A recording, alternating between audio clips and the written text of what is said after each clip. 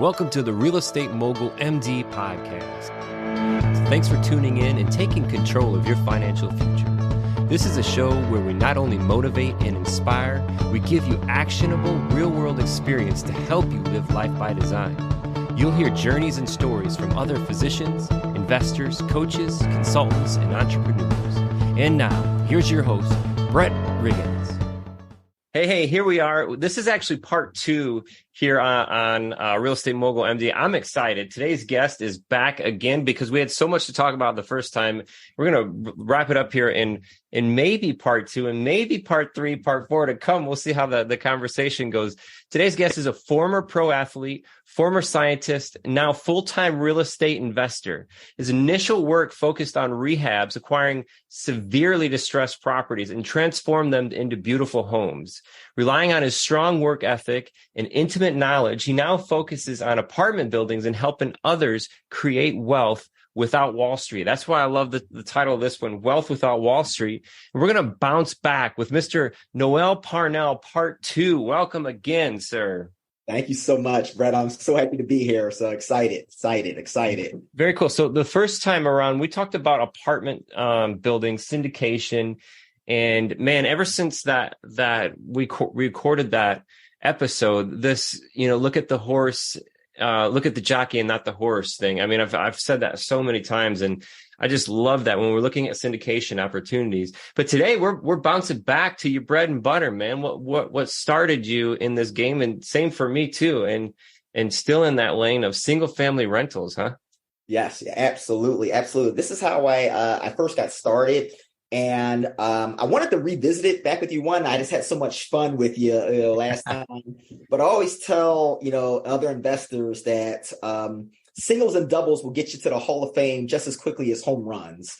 You don't have to do a home run in such as the analogy of a big apartment building. If you're methodical on how you're buying your family homes or your duplexes, you can set yourself up to be passively, fit. That's where I want people to have is the freedom and options, because that's really what passive income does for you. Is this gives you options. And singles and doubles will take you to the Hall of Fame, man. I like the way that's put, for sure. And the reason why I love a single family, and I say it's a great fit for everybody. Ultimately, the first thing that you have to do as an investor is you have to look at your exit strategy. And when I'm talking about your exit strategy, whether it's this year, next year, 5 years, 10 years, you have to look at a big picture. The two things that have to work for you are your values, and the time that you're looking to put into this, or the time that you have for this thing to mature, right? So values and time are two huge pieces. If those align with single family, Noel, I tell everybody that the entry point, I mean, there's so many things about single families that I absolutely love. It's an easier entry point, less capital required for the most part if you're in the right market. The resources that are available for people that can work on them, people who are experienced that can work on them, other team members. So there's just so many more values on top of the stackable returns. And, I know we're going to talk about that just for a little bit, but what are some of the things that you love most about single family? I think you can see behind the curtains with single family, especially if you have never kind of done real estate, it's a good way to kind of start to kind of get the nuts and the bolts behind a property. You can actually kind of get your hands-on training with that first property. And as you said, I think it's very easy to get into. And you made a great point. Every single family home, and I still do this with anything I buy, I'm always looking at my exit strategy first. I'm looking at what bank has the product that I have. And that's even before I close on a deal, I'm already talking to my bankers like, hey, do you like this investment property? And they'll tell me like yes or no, and earlier on, if you have a ton of money, you may have been doing some C properties and things of that nature that might have been on some borderline shaky areas. And having that relationship with talking to that banker or that portfolio lender and letting them know like, hey, what are you thinking about this area? Would you lend in this area?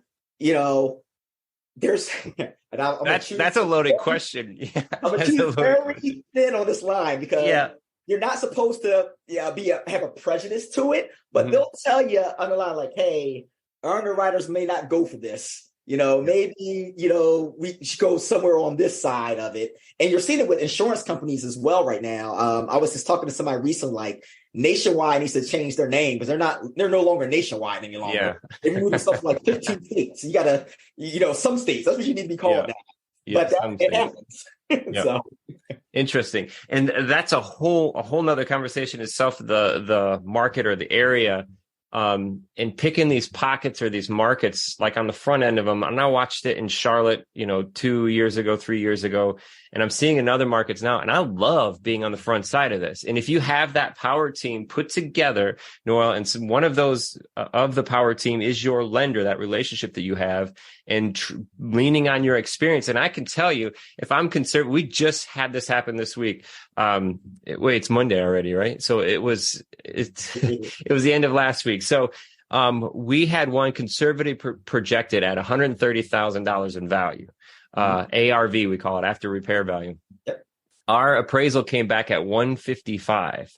So just a monster, and it's right on the edge of a couple of different areas. It's a newer property. So finding these little spots is really important, but leaning on your power team to say, hey, I will lend. And then we can mitigate a little bit of this risk based off of our experience together. So in that scenario, hey, man, how does it feel to be $25,000 richer than you were last week because of the paper? Absolutely. That's awesome. Awesome. So real estate, man, single family, we talked about the benefits of getting in. And then, you said you're able to, see behind the curtains or see under the hood of it a little easier. Tell us about your first single family deal, because when I introduced you, you said severely distressed, and I've done plenty of severely distressed properties myself. Yeah. So my first deals were doing owner financing subject to, and that's a whole nother. Yep.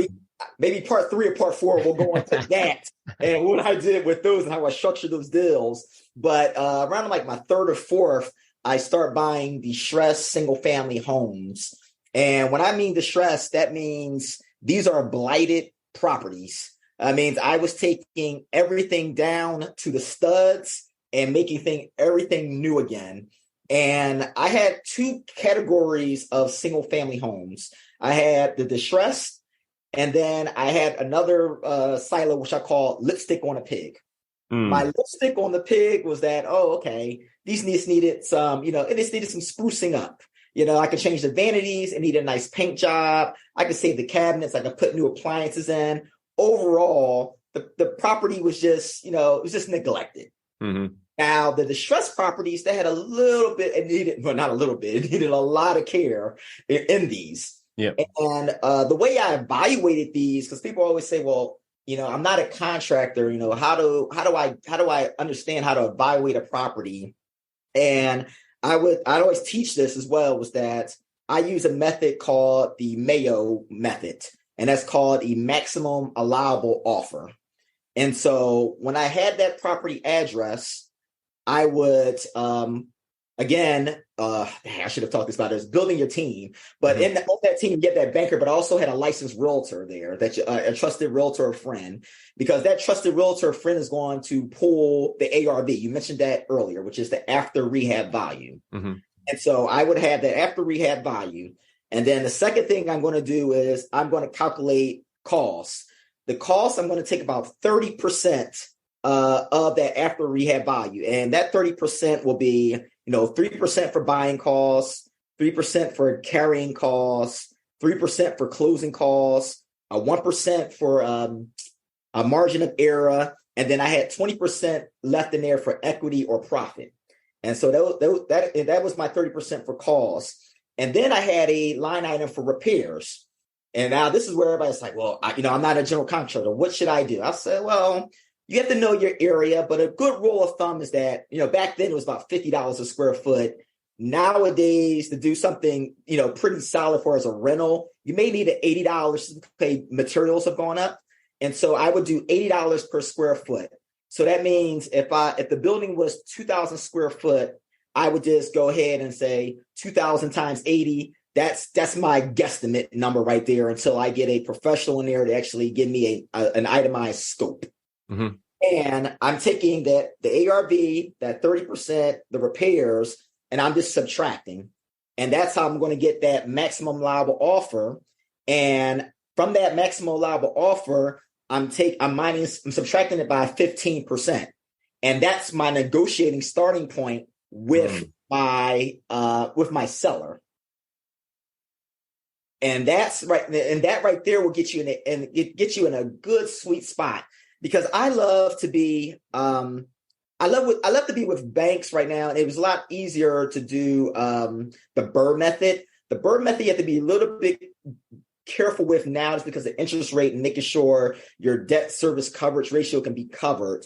But normally, if I knew a bank was going to lend at 75%, I'm trying to be all in on my rental property at 65%. That means buying and construction 65%, because I wanted to give myself equity and a little bit more wiggle room to get my initial investment back. And then I'm just getting infinite returns. Mm-hmm. And that's another cycle that I'm looking at. I'm always looking at, okay, if I'm not getting all my money back, maybe I had to put, maybe I'm bringing 16,000 to the closing table, but after the refi, I get 9 back. What is that 8,000 earning me? So it's, you be very methodical and mathematical and everything. You want to know what everything is earning. And so I'm calculating all of this in all these situations before I even make an offer. So I would have a notebook and I would just be writing down all these. But I got so good at it that I can go into certain neighborhoods and homes and I'll just be like, oh, it's like the Matrix. Everything will open up to me. Okay, I know what I could offer for this product right here. Yeah. I know this neighborhood, sewer lines always go bad. You have to add in $5,000 just to replace that sewer line trap, But for the most part, if you stick to that maximum allowable offer, that first part, that'll get you in the door and keep you pretty much, there's no safe, but pretty much safe in this environment. Mm-hmm. On the back half of it, we talked about earlier, I spoke about speaking with the bank. You speak to the bank and see if they like that product, but then also you want to make sure that your debt service coverage ratio can be met. And I'm doing that before, again, I'm doing the product as well, because I'm like, okay, if they're going to give out 75%, then I know what my nugget's going to be. I need to account for insurance. I need to account for taxes. Is this bank going to escrow something, or do I need to make sure I'm keeping a separate account to place those in? Because every bank that's doing single family homes, they don't escrow it automatically. Some do, some don't. I'm also putting aside 3 to 5% for property maintenance. I always put 5% aside for vacancy. And then even though you're doing your property management, always set that a percentage for yourself. That's a lot of things that a lot of new investors don't do. They don't pay themselves. So I always put a percentage for property management, and that can be anywhere from 5 to 6%. On this Excel sheet I have, I'll share that with you that I have. It'll spit out, guess what my DCSR will be. So I'm already aligned with the bank, and many banks will be like, well, how did you know this already? I'm like, well, I was already prepared earlier on.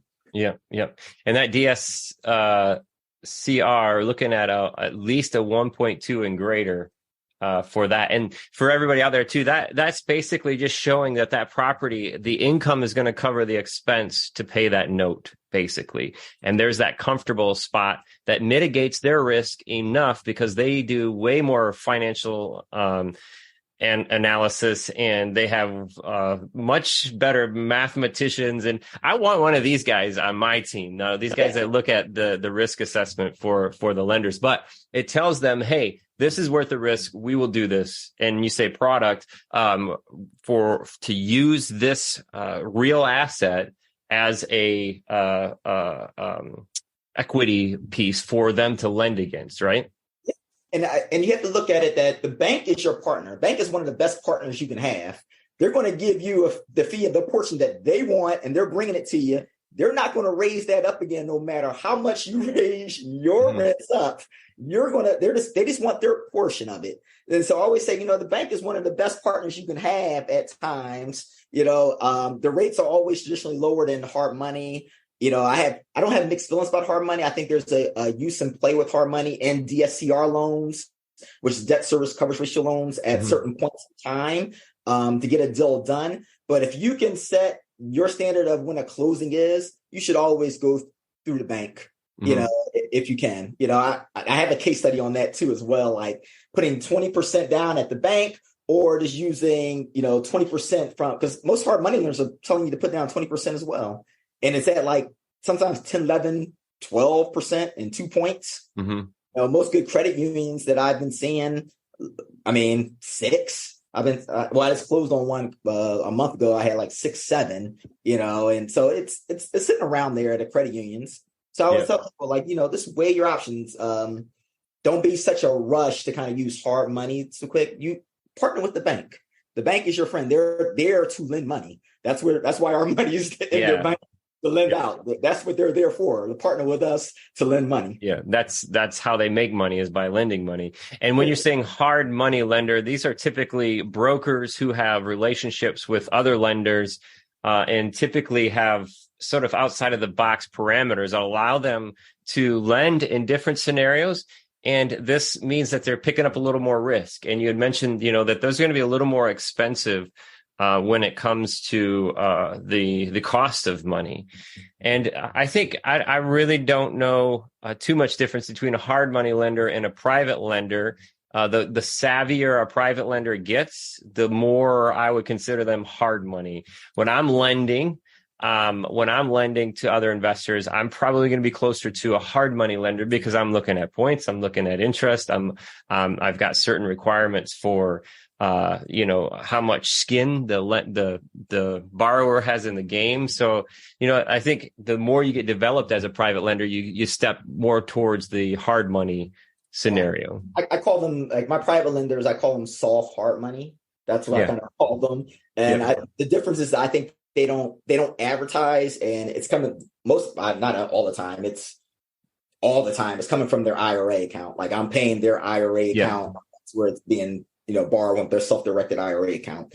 That's really, to me, the only difference is that they're not truly advertising to the world. They don't have a website. You would have to be in the know or know someone that they say, hey, this person will do private lending. Like, as you said, the vetting is all the same. You have points that you're going to pay, things of that nature as well. Yeah. And for us, that private money section was really a nitrous oxide when we're talking about the single family, enabled us to, even getting into that BRRRR strategy, buy, renovate, rent, refinance, and repeat, and then even flipping houses. And that's how I started working with physicians as well, too, because physicians were our private lenders. And I know a majority of our listeners out there are physicians and, may have already worked with other investors when it comes down to this. But building that relationship, and if you are working with other people who be lending, so if you may be working with other physicians, partnering with, the more the better opportunities that you're going to have.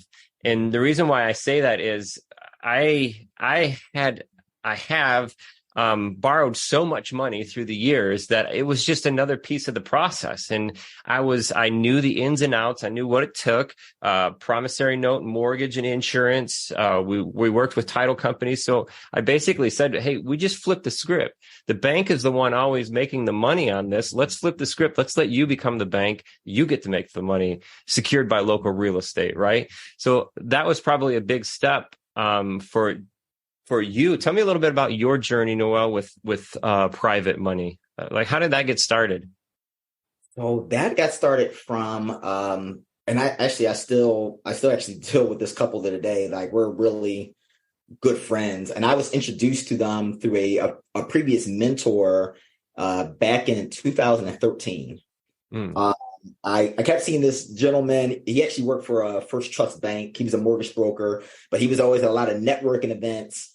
And I took it upon myself to want to know what goes on in the banking world. And so it's like, what better to know from someone that's actually a broker, a mortgage broker? And I just asked him to teach me what goes on that sector of the world. I'm a science guy by trade. I was like, when I was thinking about what I told him, I was like, it's not gonna be hard for me to get it. And I was like, that's kind of like discrediting what his knowledge is. But I was like, He's like, I've done biokinetics. Like, it's not going to take me to know this. And I was like, I was like, I apologize later on. Like, I wasn't discrediting, your intelligence, but, I was like, this teach me that world. And then he introduced me to this couple that I always say they are, they're a godsend. Like, they're like really, they became my lenders, but then more so family. And I'm just very thankful for them because they taught me about debt. They taught me how to structure my trust for my son. They gave me the proper lawyers. And so this is through the years, of us just kind of building that relationship. And they took a chance on me off of, his name is Joe Scarice, but they took a chance on me through him because they gave me 100% and 100. So earlier on, I wasn't paying anything. I was getting 100% of the purchase, 100% of the construction. And I was just delivering because I was locating properties at such a low price because I was doing that Mayo sheet that I was getting, the margin was so great. And they were like, here you go. Mm-hmm. And to this day, I've always fulfilled everything for them. And I'm just really thankful for them. But that's my journey, is that how I got started. And I didn't know anything about points. I didn't know anything about, self-directed 401ks. Yeah. Opened me up to a whole new world of, I guess, finance. And even as I still think about, should I go out and lend? But I think I'm just too, I'm too type A to lend out. I will be wanting to know like what's going on in the project. I haven't compartmentalized myself where it's like, that's that business. You have to trust that SME, that investor to do that. Cause I'm just like, well, that doesn't look right. I know me. Yeah. And I'm just like, I would be there at the site. Like, no, this doesn't look right. No, you know, where's this? Where's that? Why aren't you doing it this way? Stay in your lane, Noel. That's exactly, thank you. That's exactly why I'm just not there yet. But eventually that's lending is so passive and so great, when it works out. So when it works out, yes. Yeah, because it will. He's giving me a property because they didn't finish something. There you go. Yeah. Yeah. So yes, when it works out. And it's just like every other deal, when we talk, especially in the syndication, you are vetting that jockey and then vetting the horse as well too. So there's so many pieces that go into it, and it's stressful. It's a whole different world. But in this world, it helps us get to where we're going. And when I mentioned, the more you know, the more you'll grow in the world of money. So if there's a listener out there right now thinking, hey, I'm ready to go, I'm lendable, but I just don't have that liquid to pop the first deal, right? So this is where you can really understand what borrowing money looks like in a simple form. And we use this, I'm sure there's probably several different ways, but the way that it worked for us was promissory note, mortgage, and insurance. The lender was put on the insurance, and then we went through a title company. If you know that process, you can sell that process. And when you do that, here's what I mean about the more you know. I'm going to go out and I'm going to say, hey, you can pitch the deal and, pitch double-digit returns secured by local real estate and make this sound nice. But I'm also pitching the deal that I want. Mm-hmm. And that deal that I want is I want 100% of the purchase price. I want 100% of the rehab. I even push all my payments. So it's just one balloon at the end. I don't have payments in between. I don't want to pay any points. So there's these things that I want that'll work well for us. That's the deal I want to push out. So the more you know about what you want, the better salesperson you're going to be leveraging that capital. Do you agree? I definitely agree. Yes, I definitely agree. I definitely agree about asking. And I think you can get away with some deferred payments depending on how many deals. I wouldn't want to say someone new would get that off the jump. I think someone new would probably always have to make those monthly payments. I'll stop you right there, Noel, because that is limiting belief that you have there. You're right. You caught me. 100%. My whole life has been that way, man. You're right. You caught me on it. I've never made a payment on a private money loan. It's all been balloon. So, but my world comes from being outside of this box. And even when we're talking about lenders, if you look for it, you'll find it. And if it's a good thing, for what you're looking for. That's awesome. But it also goes against, if you're looking for something to work that you shouldn't be finding, you may find that too. But if you have this picture in your mind, you remove the limitations, you will find that. You will find a lender who's going to lend to you that doesn't need doesn't need the I forget what it's called when you have the name, the property in your name for 6 months. You don't need rent rolls. Like, you don't need all of this stuff. All you need to do is find the thing that works for you, and then go find that person who has that product. You're absolutely right. And I just said that I got 100 in my first, starting out. I got 100 starting out. You're absolutely right. You're absolutely right. But I agree with you 100% that 90% of what's out there, 95% of what's out there is inside of that box of that lender knows more than you do. They're going to let you know what they want. So if you are the one with the knowledge and experience, and you said you're the first relationship that you had, Noel, with that person, as soon as you expanded your association and increased that experience around you, it was contagious. And you started picking up these things and gaining this knowledge in order to do this. But that's what it takes to get this path, is this idea is, hey, it's out there. I can do this. Let's go see it. So if I'm the one with the knowledge and pitching that out there, I'm going to be way more likely to find those situations that work for us. Nope, you're absolutely right. And private money, hard money, your money, self-directed Roth, self-directed IRAs, self-directed 401s, no matter what money it is, back in the single family lane, man, it's just a great avenue. And you mentioned something before, is infinite returns. And this is a wonderful situation that's way easier to get when you're the one putting the sweat equity into the deals. When it's turnkey, it's a lot less likely for that to happen for you. But this happens when all my expenses have been covered by the loan that I'm taking out when I finance or refinance this property. And these sweet spots happen. They are out there, but it's just like this thing. If you have a limiting belief in your head, just like what I put out there, the turnkey can't happen for you. Well, I will challenge you. I will find one for you, and I will give you one, right? Speak it into yes, because that to me then is back down to the acquisition equation. Because if I could still apply a fee to that scenario and still find you a property that is infinite return, I don't want to get off tangent because you're just going off of the belief, because I was told that I wouldn't be able to, subject to and seller finance a multifamily. And I did it with the 20 unit. Yep. And I was just like, if you know that I just want to get off of that, but you're absolutely right about it. And it comes to you when you actually believe what you attract, it'll bring itself forth with you. Absolutely. Oh yeah, absolutely. With you, man. Tell you. And I was I attend Elevation Church, and there is a gentleman there. He's my age, Stephen Furtick, and I love listening to this guy. Whether you a believer or not, there's a piece of all of this that falls in on personal development, and it is, I won't get off on a tangent, it is the Bible. Every single thing moving forward is the Bible. And the idea of this personal development piece is very interesting, because I heard him say today, and I 100% agree with it. Personal development is the ability of self-realization.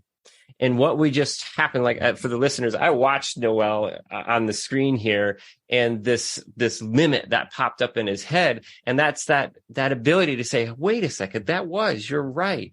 But that's where the growth happens. And it's so important. It is a tangent off what we're talking about. But without that, we wouldn't have this other stuff to talk about. It's needed. Yes. You need it. It's part of it. And it's all like intermingled. Yes. Absolutely. So without those limiting, and there's so many of those limiting beliefs too that would keep you, the listener, from taking action and to setting out, money's too hard. There's no way it can come with infinite returns, and I don't have time for this. These are all limiting beliefs that every single person has to overcome in order to take that first step, in order to take action.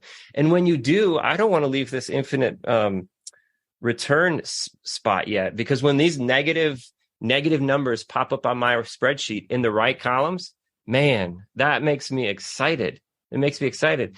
And the other thing that I know that you know as well too, when this happens, you can actually borrow more than what you have in the deal as long as it still fits your parameters.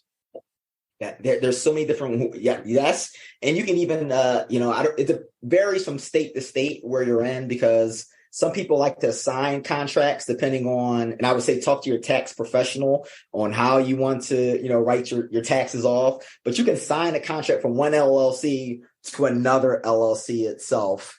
And that money is in another silo for yourself that you can do if you have that wiggle room within it there. I would always talk to your, because I wasn't a wholesaler, but I would wholesale things to myself. So I had a wholesaling company, but it was that LLC to my LLC.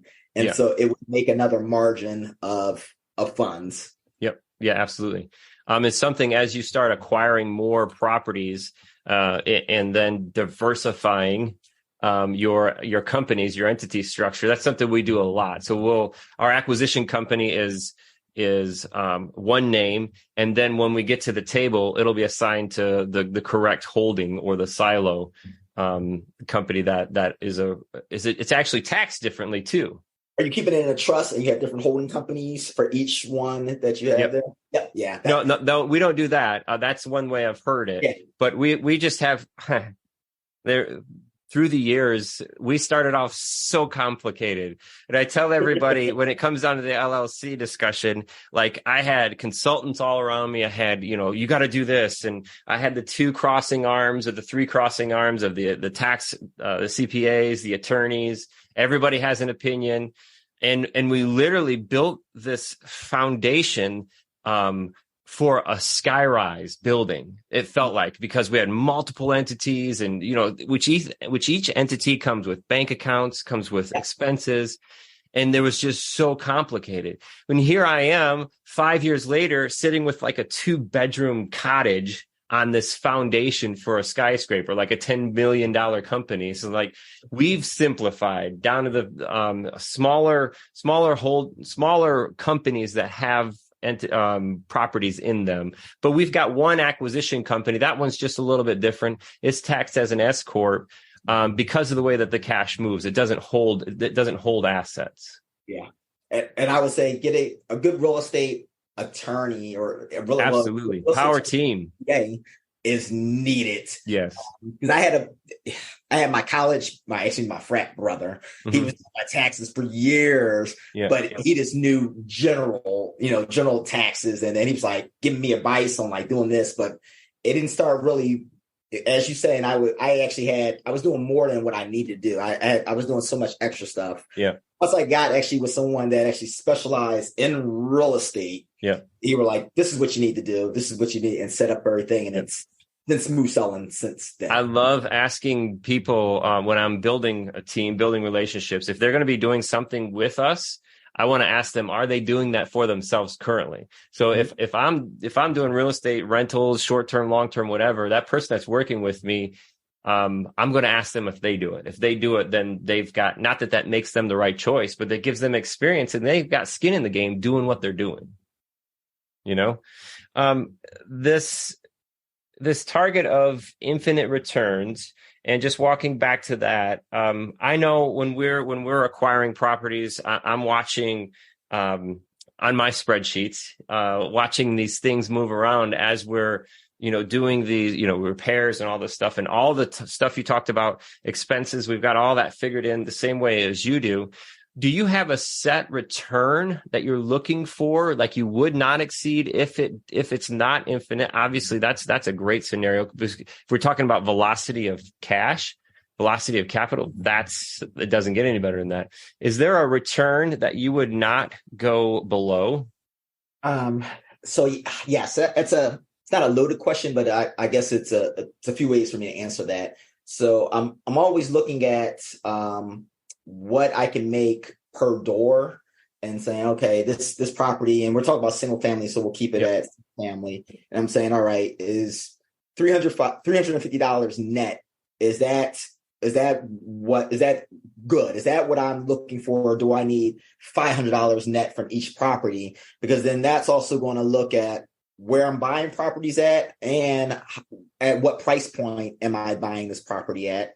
And then also, how do you account for when the market shifts and now maybe the value of that property went down lower than you expected? And guess what? You have to bring money to the closing table instead of, walking away with your money or a little bit of money. And so then I'm calculating, all right, guess what? I had to bring during COVID, perfect example.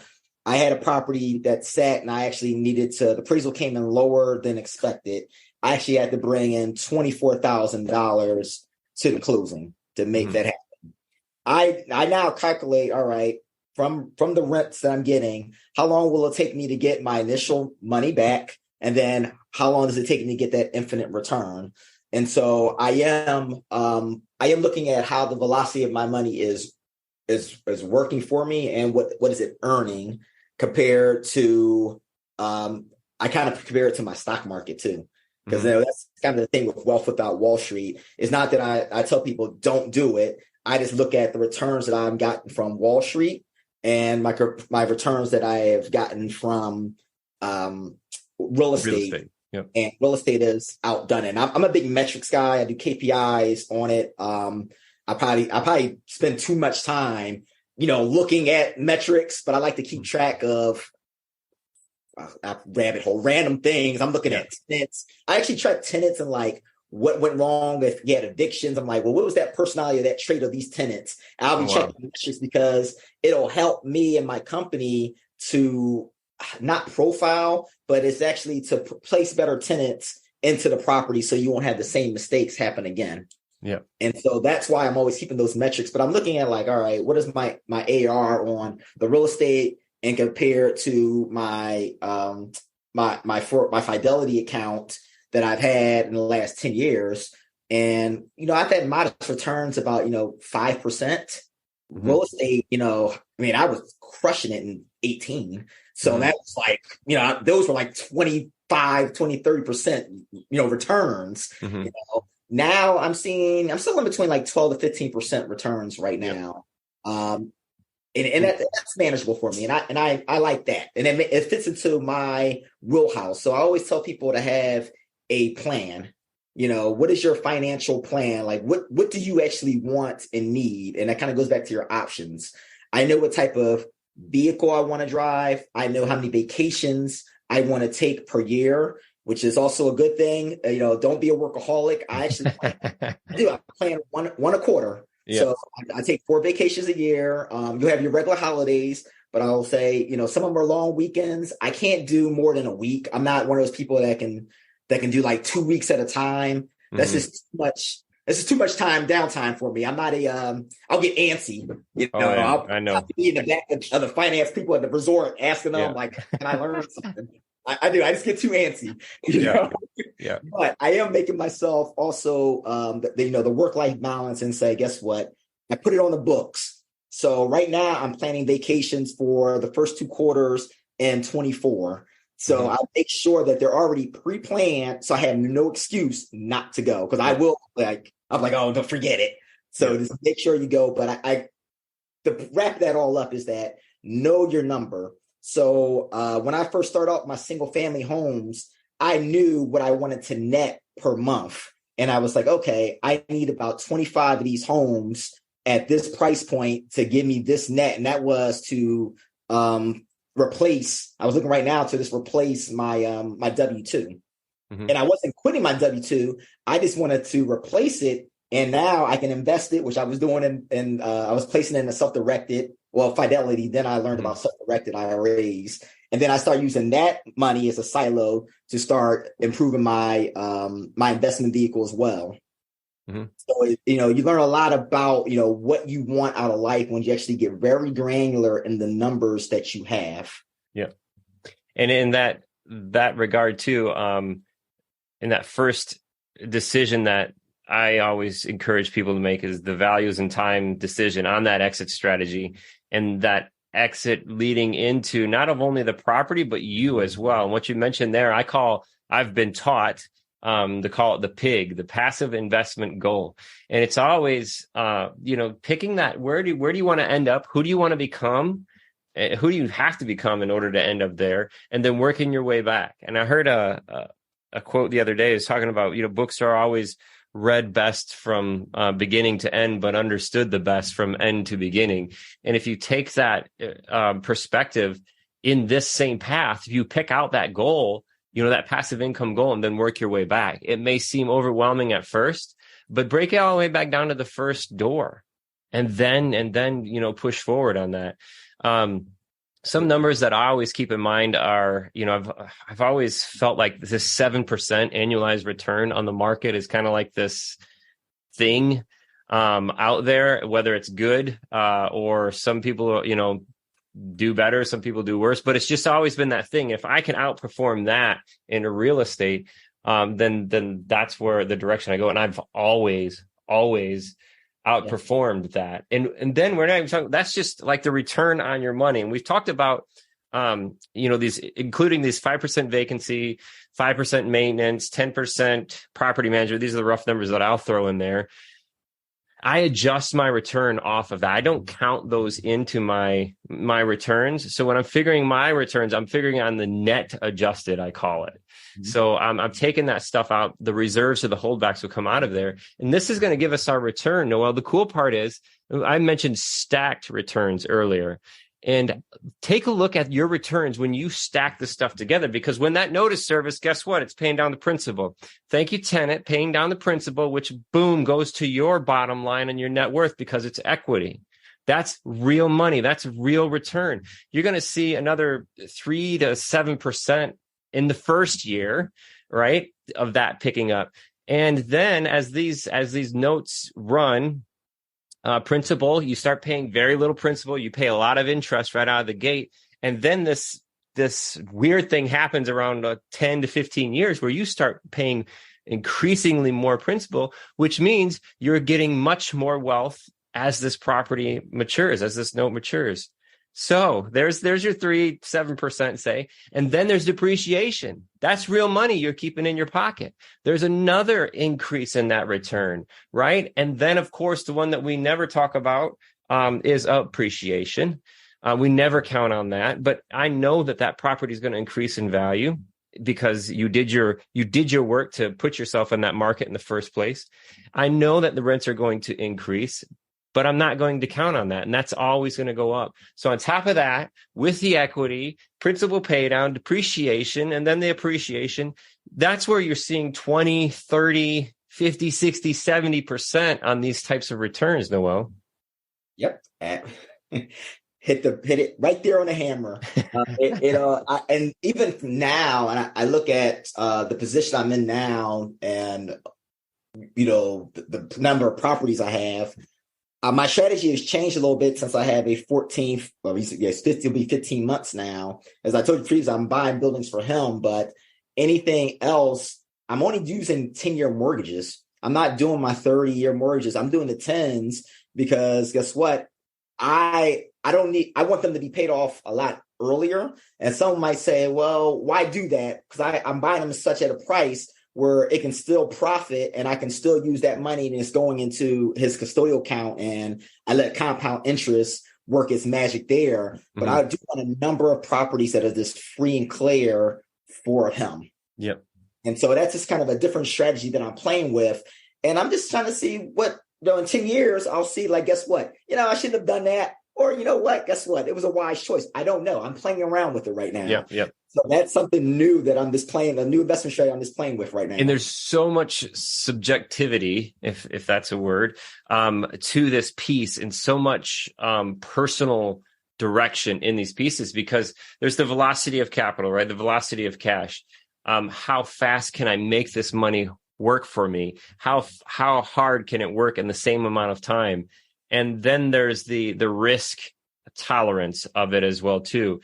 And if I'm paying these notes off, if I don't have these notes or these mortgages, then worst case scenario, I'm only paying insurance for a piece of the year, right? And taxes for a piece of the year, but I can handle that. So there's some risk tolerance in this piece as well, too.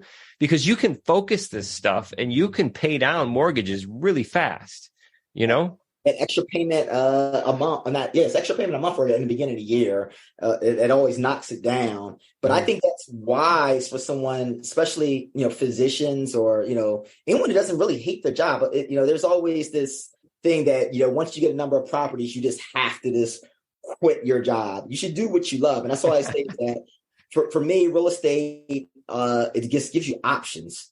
You're not forced to do anything you don't want to do. I think most physicians and people that I've worked with and their former colleagues, they loved what they were doing. So they had no reason to want to stop. I still miss it. I do. I miss it at times.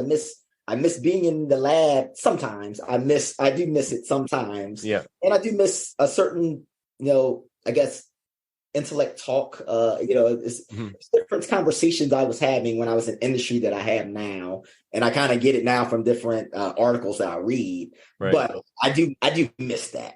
Right. But if you don't have any, you don't have to quit. It's all right. You're just giving yourself with more options. If you want to buy that yacht, go get that yacht. Mm-hmm. It's even like, you don't need that. Why not? That's what you want. If you want that Ferrari and the Ferrari makes you happy, Ferrari. You have to really be granular. Always have to be granular on what you want and what you need.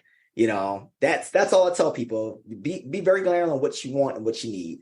I don't believe, money can give you happiness. I just believe this gives you options to do other things that you may not want to do out of desperation. Yep.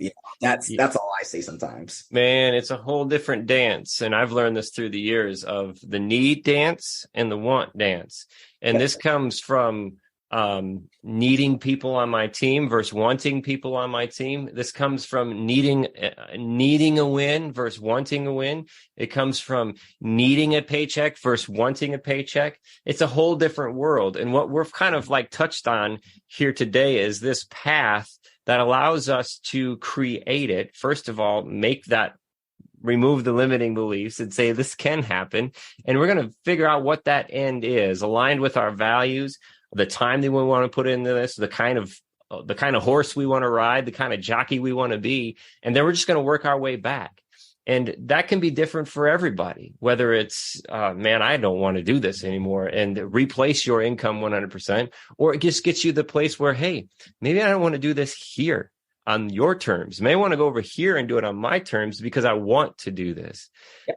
Real estate is the path, man. It is. It's like it's there. And I think so much of it comes down to, there's no real passive income ever. It takes work. Yeah, it takes work. But I tell everybody I want to build a business. I want to be a business owner that the product is real estate. Correct. So when you set your business up, there's going to be work. But if you become an entrepreneur where you're replacing yourself in everything that you do, you're creating this possibility for you to get as close to possible to passive income in real estate. Correct. You're absolutely. You have to have those processes in place right there. And that's another thing I always tell people is that don't treat it as a hobby, treat it as a business. And that's something that I didn't know early on. I was commingling money.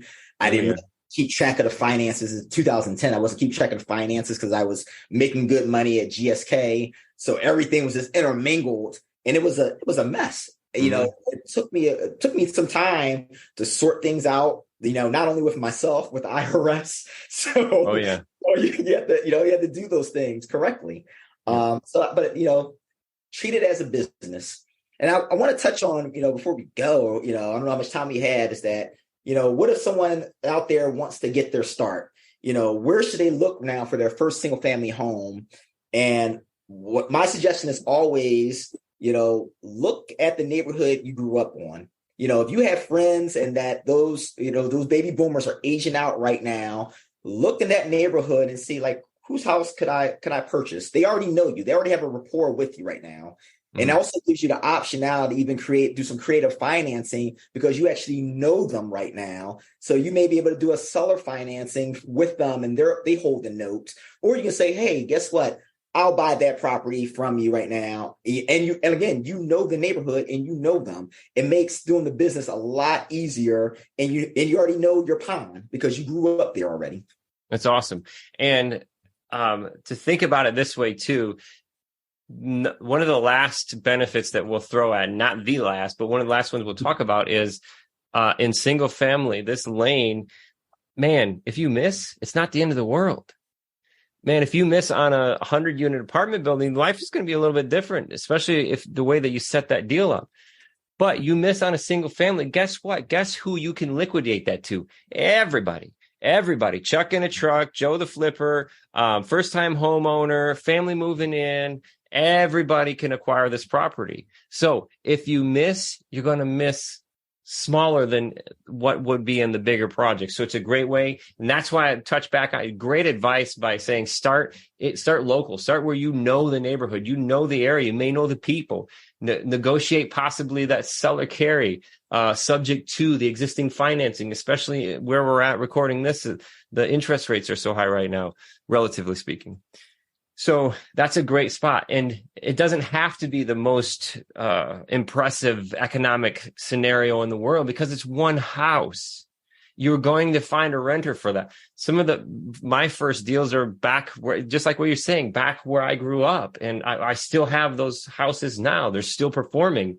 They've increased dramatically since we've acquired them, So that's a great advice, Noel. Yep, absolutely. Perfect. Hey, it is that time again. We'll have to do another one of these. I think there's so much value in this stuff. Is there anything that you would want to throw in at the end? Maybe, if somebody wanted to get a hold of you, what's the best way that people could learn a little bit more about Noel? Noel at Crown, CROWN Capital, CAPITAL Corp, CORP.com. I love talking real estate, so you can hit me up anytime there. I'm very, it takes me sometimes to get away to the emails, but I always get back. I promise you, I always get back. That's awesome, man. And I really appreciate it. I love where these conversations go. And maybe just that one thing, I also watch non-solicited advice, but it looked like it hit kind of like a little spot there with you with that limiting belief stuff, just self-realization. And I don't even have to share anything with you because you're already doing that for yourself. It's in you. It's around you. You're surrounding yourself with the right people. All that stuff's going to happen for you. So just don't limit what you think can be possible. Absolutely. Yeah. Come on. And to the listeners out there today, thank you so much. It's been an absolute blast. Thank you, Mr. Noel Parnell, for coming. If you guys get a moment, drop us a 5-star review, leave us a comment, let us know what you would like to see. If you want to reach out to me, info@physicianwealthsystems.com. Send me an email. We've got resources for you. We've got everything. We may not, I can guarantee you, we don't know everything, but we've tried a few things. We'd love to share our experience with you. So until next time, Real Estate Mogul MD, thank you so much.